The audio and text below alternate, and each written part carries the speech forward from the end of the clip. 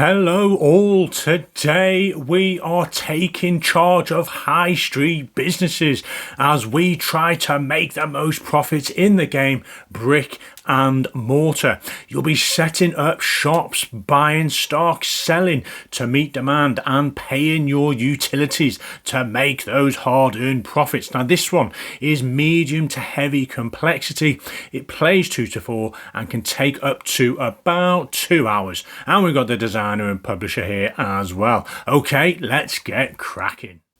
So we have a 2-player setup today. We've got the reds, we've got the yellows. So what have we got then? We've got the main board here. We'll be working through these phases. Now in a 2-player setup, we start off with 45, which is our goal to try and reach, which will trigger the end of the game. Or we're playing up to October and we start in January. Now we're trying to run these businesses.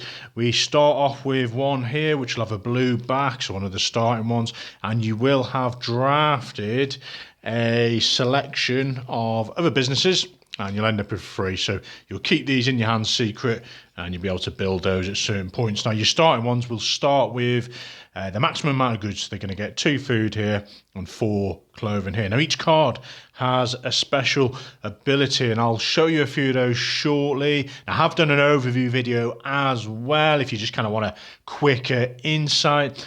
I'm just going to dive straight in then. So what have we got? We're going to say yellows are first and we've got a turn order track just up here.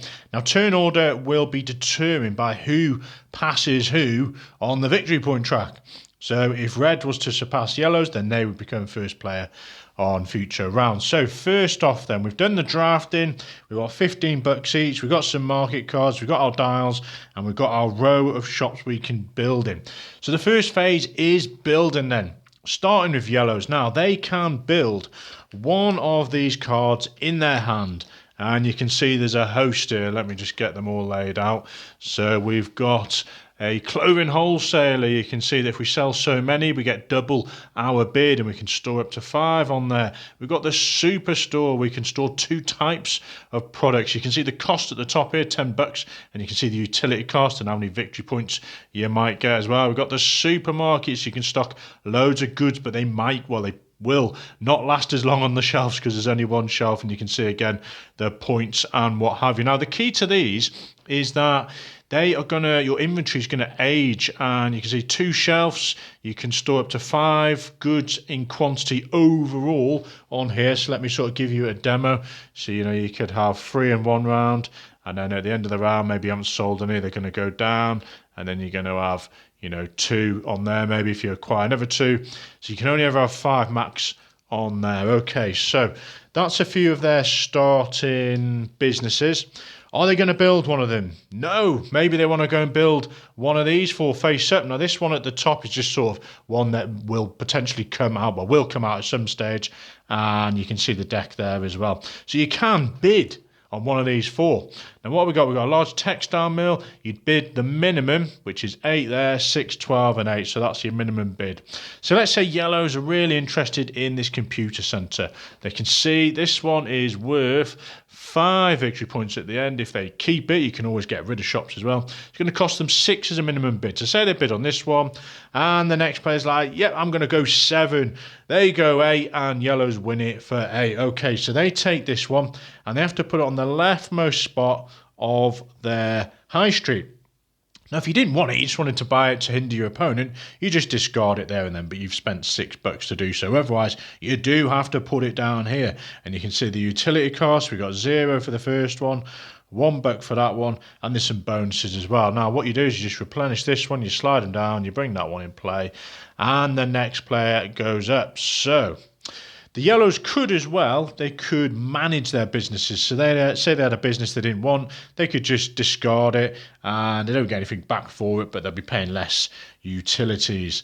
So they could manage their businesses first. Now, next player goes and they're equally in the same boat. They're going to look at their businesses. We've got advertisement agencies, electronics, wholesale, so loads of different businesses to run. So maybe they just want, okay, well, what are they in? They're in a sort of bit of food there. Is there anything they're kind of interested? Maybe they want to diversify. These guys have got clothes. Maybe we want to go for a large textile mill. Or maybe clothing importer looks good. Right, let's go clothing importer. Now, because in a two-player game, the other person's already acquired one, these guys are going to just pay the $10 for this at the top. So there's no competition.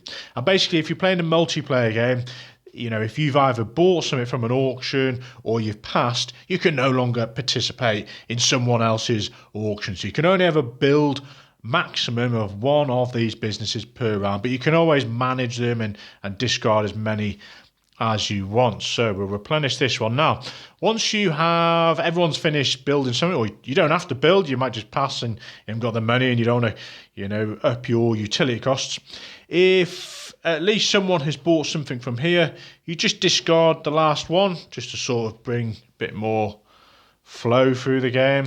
And if no one have bought any of these, then you discard all four and bring out a new four. So kind of nice flow throughout the game to get loads of different businesses coming out if there's nothing you're really interested in. So that was literally building. Both players have built.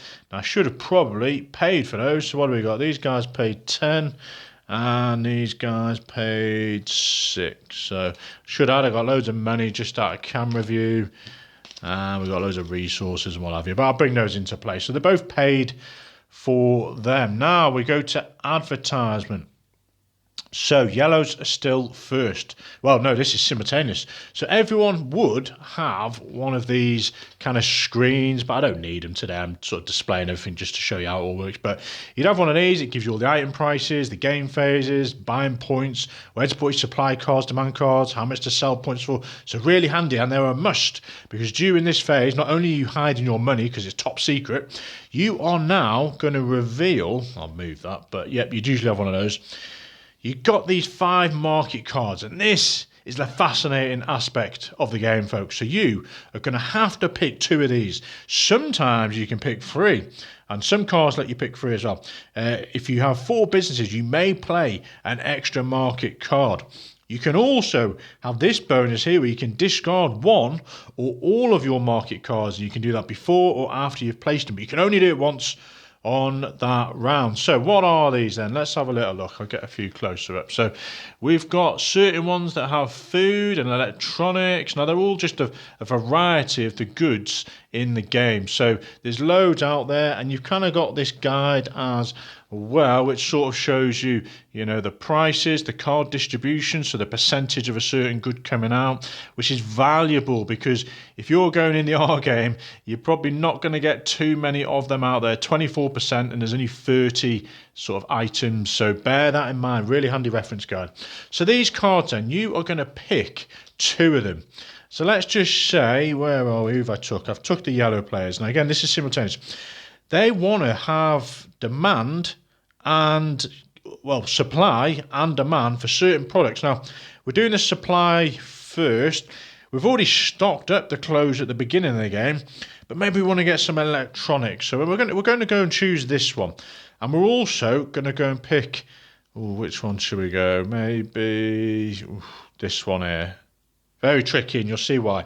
So we've picked 2 cards. Now, you could have 2 cards for supply or 2 cards for demand or 1 of each, whatever you want to do, but you have to play 2. And it reminds you on your reference sheet here, supply cards are going to be face up and demand cards face down. So we want the electronics to be supplied because we want the market to be supplied with the goods so we can acquire them. So this one's going to be face up. This is our demand. We're going to keep this face down. So this would be our state of play. I'll just pop them aside for now. So the red player equally at the same time is looking at their businesses and like, well, I'm kind of okay for food, so maybe I'll put this food one as the demand.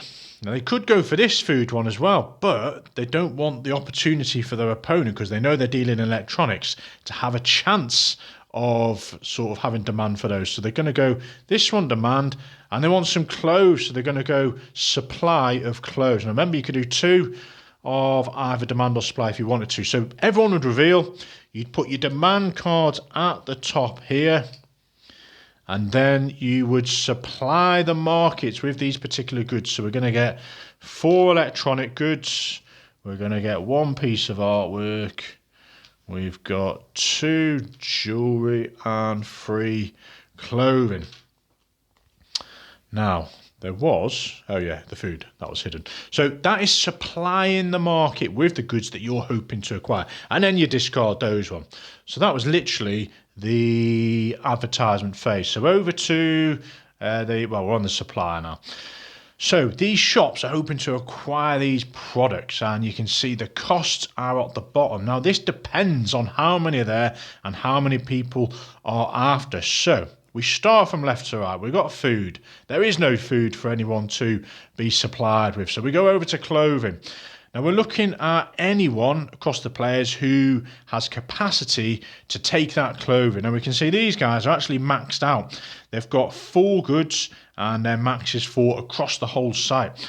Now these guys can hold 5 and they're the only ones left. So yes, they will be supplied with all the resources. Now this is important because at the moment they can just take as many as they want at the minimum price of 2. So they're going to take, well, we better check their money. Actually, they've only got 5 money. Now they're going to take 2 of them. So that's going to cost them $4, 1 change. And that was that. Now, if there have been less supply than what these guys could have capacity. So let's say this was the case. These guys could have 2, those guys could have 5, that's 7. But there was only 3 out there. You then have to start bidding to acquire those goods. So you'd each get your counter here, and you can see on the right side, it says the highest bidder is going to buy first. Now, hopefully, I'll give you a better demonstration of that in a bit, but it's important to know that you're competing over these resources when they're scarce. Okay, so they've acquired 2 of them, paid their money. We move over to electronics. These guys don't even have electronics stores to sell, so it's straight over to computer center. They can have as many as they want, but these are going to cost $4. Oh, how much money we got? We're gonna buy 2 of those, so we're gonna pay $8, and we're gonna take 2 electronics. Now, a couple of things to add. You're going to pop these on the top shelf, always the top shelf. Doesn't matter how many you've got there. The levels of the shelf represent the inventory trays, which we'll get to. You have also got a host of sort of little abilities on your card. Let's give you a couple of examples. So this one then, you've got a clothing importer. So if you stock 5, you're going to get 3 victory points. That's pretty cool. Unfortunately, we couldn't afford 5. We've got, what we got here? Andrew's Deli. Let's give you a close-up of this one. So Andrew's Deli. This one, it's +2 when you come to sell them. So you can see the iconography is quite nice. So when we sell these, we're actually going to get 2 more money than the market's offering us. So that is supply of the electronics. So over to jewellery then. So no one is in the jewellery game. We're leaving that. No one is in the art game. So that is supply. Over to selling our goods now, and we start again with the reveal demand cards. So these are the ones you kept secret. So let's start with food. You always work left to right. So food then, there's 4 demand for food, and can anyone provide the food? There's only this player who's got green cubes, and there's no competition.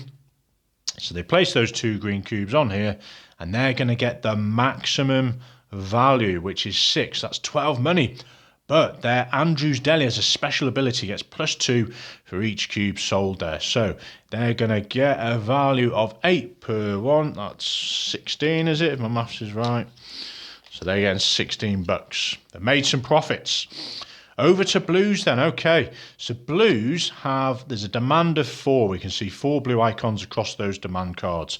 And there's actually 6 that can be provided to those customers. So we are going to have a bit of a bidding war. Now this is a good chance to show you how these work. So before we were bidding on the right for the highest bidder to buy the goods. Now we are bidding to sell them. So what we're going to do then, let's say the red player here wants to sell these 2, and they can see the max price they're going to get from the market is 8. So they are going to sell them for, let's go with 6. They don't want to take too much of a discount because they've got quite a lot of time these goods can remain in the store, and they've just had quite a big sale having sold that food. Now you have to decide on the quantity. Now the quantity is important because in this case, we've got 2 we could sell. If we choose to sell these 2, and we don't get an opportunity to actually meet demand because our prices may be too high, you're going to have to get rid of that stock, so it's surplus.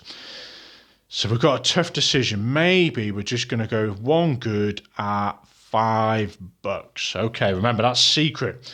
Now these guys are like, right, they're sweating it a bit. Newt's Clothing, not only are they getting a reduction of 2 when they sell these, but they've only got 2 sort of rounds to hold on to them. So maybe they're like, right, I just need to make some money. I've got nothing going on. And there's no demand for these electronics either. And they've only got $1 left.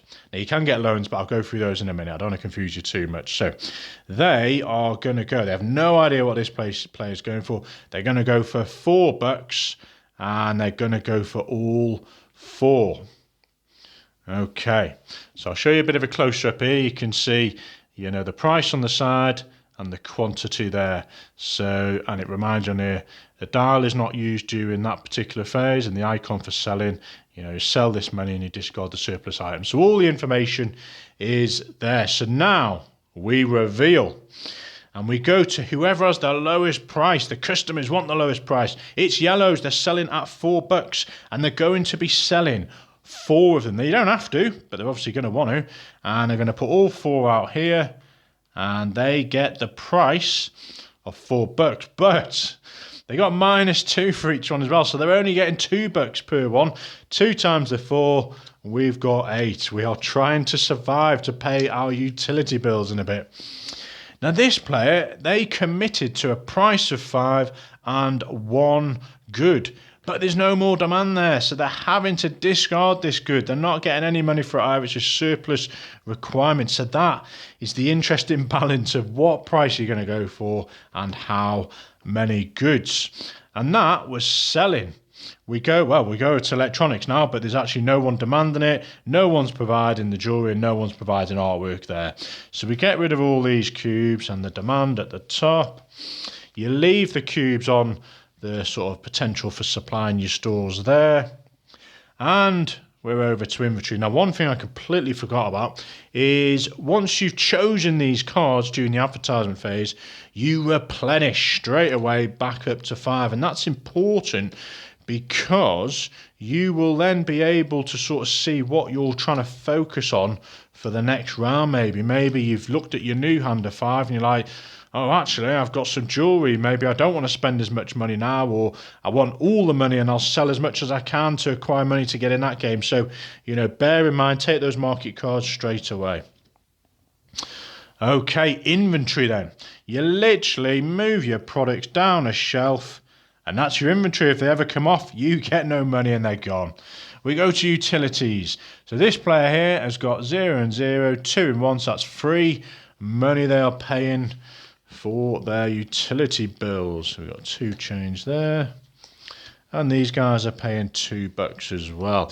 Now, if you ever cannot pay anything in the game, you have got these loan tokens. And I've happened to grab all the 10s. I've got a 6 there, but they come in increments of 2 upwards. But you will never have a chance to repay these. They are just negative VPs. On the back, it reminds you. So it's minus a point for each 2 money. So 10 money is going to get you -5. If you ever sort of need change from one, say you only needed to pay $5, but you had to take a 6 loan, you're going to get the change put into your own cash flow there.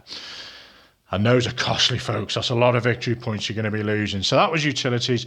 Over to investment. What a fascinating little phase this is. So just on the far right here, you will have an opportunity in turn order to buy points, or you can sell points at $3 a point. So if you've got loads of cash and you're thinking this is the time to shine, but the ratios differ massively. You can see you buy 1 point for 4, or you can buy 10 points at the top for 106. So that's what, nearly 10.6 ratio, whereas this is, 25%. So yeah, bear that in mind. It's probably better to buy little and often. And how much cash do you actually want? You're going to need that money to buy stock and buy stores and pay your utilities. So very thematic. So neither of us are going to buy points. But let's say the red player, let's say they just bought 1 point. We'll probably regret this in a minute. But they're going to buy a point. They would literally go pay their $4, you can see there. So they move forward. That changes turn order. because they have surpassed the yellow player. Remember, you could sell points. I'm probably thinking the yellow player is looking at their market cards. They've got electronics. They should be able to sell these in time. If not, I may have sold some points just to get some liquidity to maybe buy a store I liked or give me the chance to buy some of these goods that are out there. Okay, we go back round to building. We move a month forward or over to February. Now, in terms of the game end trigger, if a player gets to this point in this 2-player version, they do differ on the player counts, that will end the game. You play out the round, or which is least likely, if this gets to October, you then play out October, and that will be the end as well. You'll be scoring points throughout the game here. You'll notice your actual high streets have minus points for having empty shops. There's points to gain from here as well, from shops you have. And those loans, you'll be deducting those points as well, and you spend all your money to buy as many VPs at the end. So that is all the points. So let's do maybe another round for you. So over to building, starting with the red player. They have got $10. So are they going to build one of these? Probably not. I think we're going to focus on getting some goods. So they have passed. So yellows is thinking, right, prime opportunity to get some real estate. But they've only got $7. So they equally are going to pass. Now, if you're really hard up, you could manage your business, as they call it. So you might go, right, this isn't working out for them, discarding it, which then means you've got less utility costs. But equally, you need these businesses to be making their profits. Now, because no one purchased any of these, we're going to get rid of all 4, and we're bringing out a new load. So you can see we're cycling through quite nicely. Have we got anything interesting? So you'll notice we've got things like the museum gallery here, where you're getting -2 during that supply phase, so you're getting them cheaper, and you can stock 2 types of products, and you get 2 victory points there as well. What else have we got that's interesting?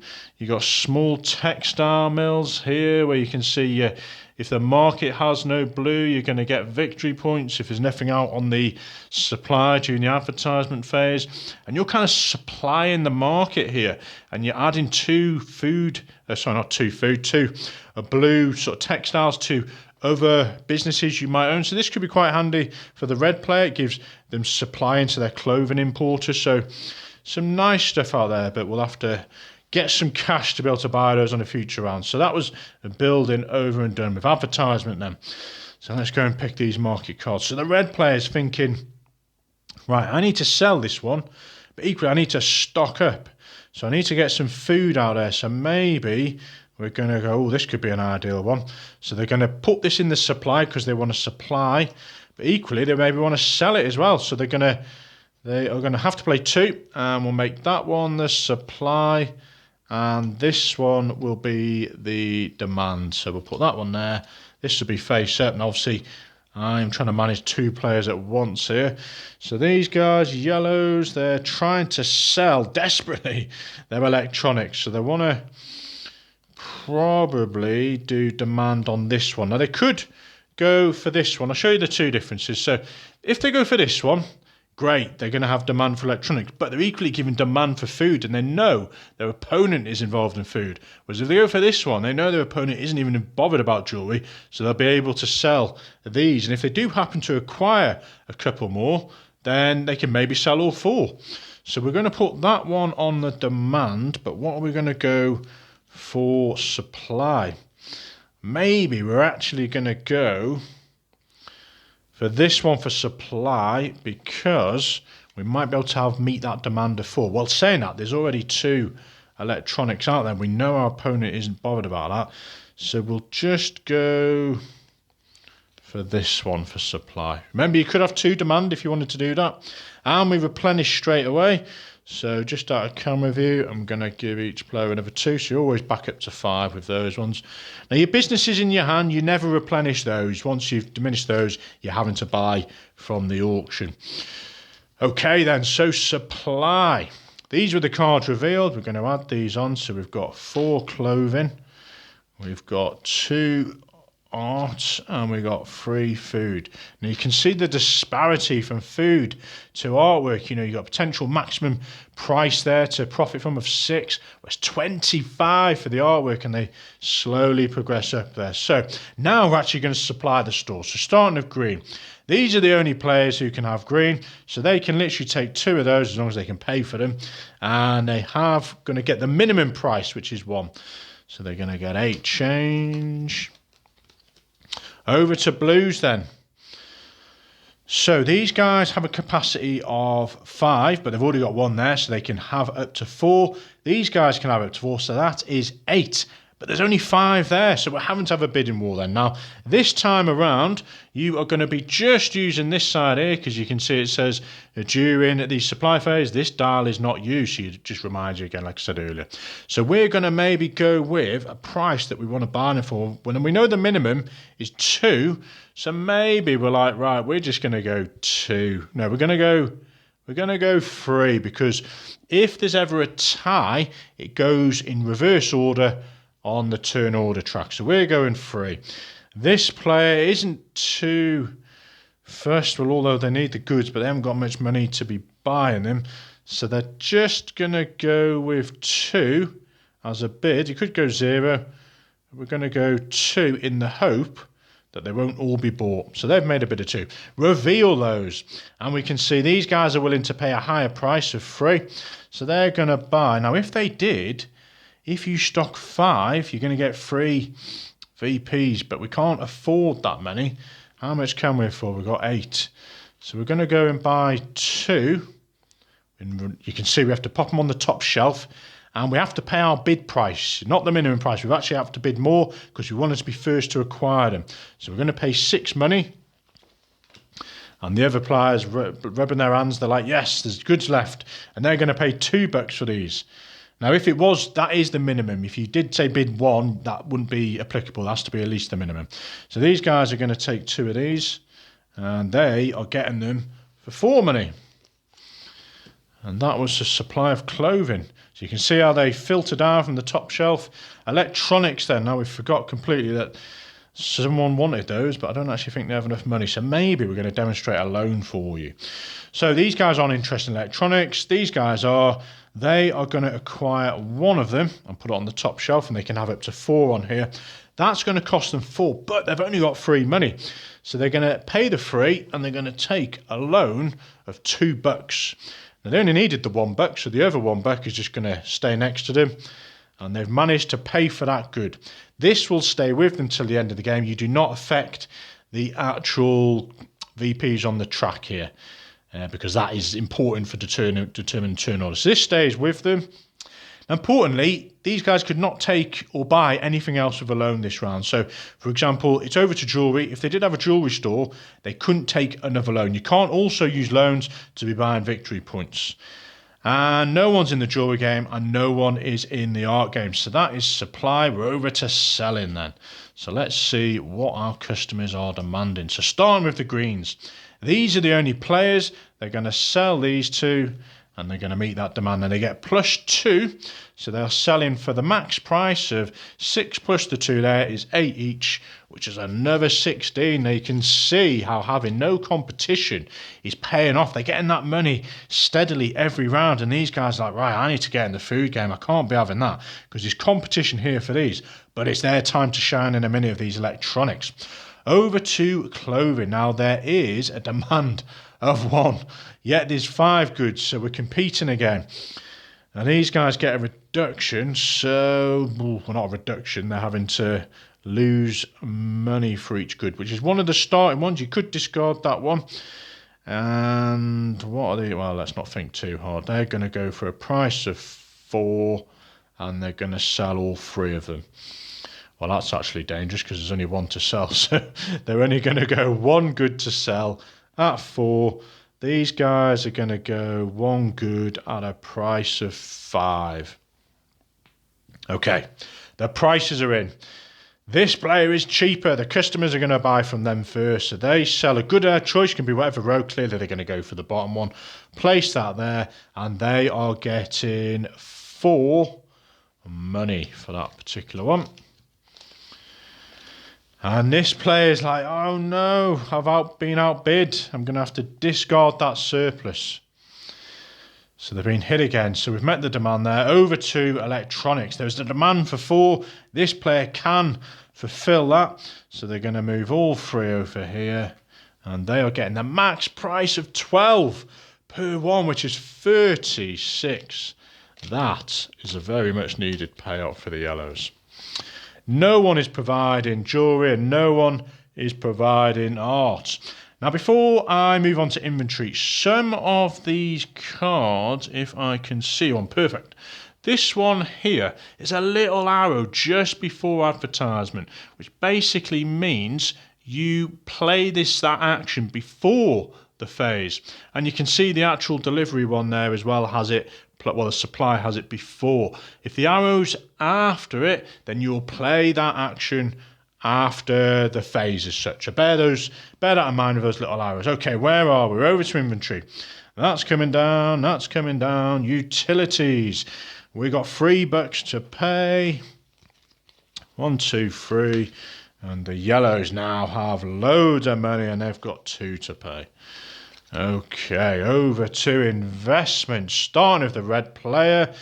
They didn't do too well there. What they got? They got 15. They're going to hold on to their money because they really want to maybe buy a new store. They maybe like this antique store, home furnishings.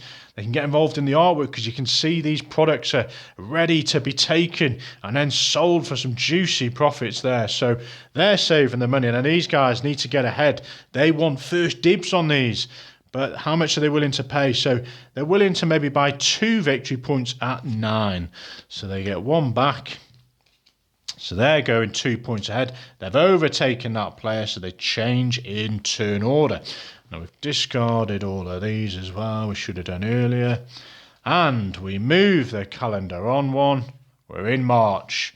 And I am going to end there, folks. So you literally keep going, all the phases. Once a player reaches this one here or surpasses it, even if you decide to sell or you lose points somehow and go backwards, you've still triggered the end of the game and the end of that round, and you'll do all the adding up of points from your sharps, then negative I mentioned. You'll add up points you require through the game. And you'll take away those debt tokens as well. And I think tiebreak is based on the turn order. Or if the calendar has reached the particular month, October in this game, and you play out the month, same again, see who's the winner. And that, folks, is Brick and Mortar. Enjoy.